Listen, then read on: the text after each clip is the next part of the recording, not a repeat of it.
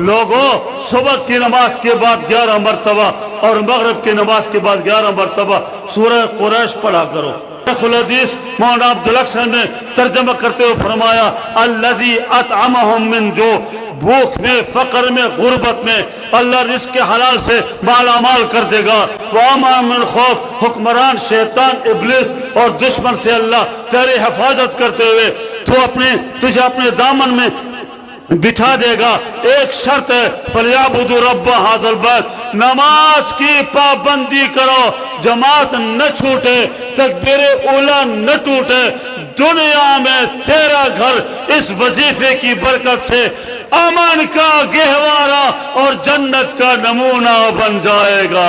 حدیث مولانا عبدالحق فرماتے تھے یہ سارا جامعہ دارالعلوم حقانیہ اور 3 مرتبہ پارلیمنٹ میں علماء کی قیادت سیادت اور جامعہ حقانیہ کے تعمیرات، اور اس سال دور حدیث میں 1585 طلبہ عالم ہوں گے، دستار بندی ہوگی۔ فرمایا یہ ساری برکت سورہ قریش کی ہے۔ اور جامعہ ابو ہریرہ کا نام سنا ہوگا، دور حدیث تک طلبہ، میری 100 سے زیادہ کتابیں دنیا میں گردش کر رہی ہیں، چھپ گئی ہیں۔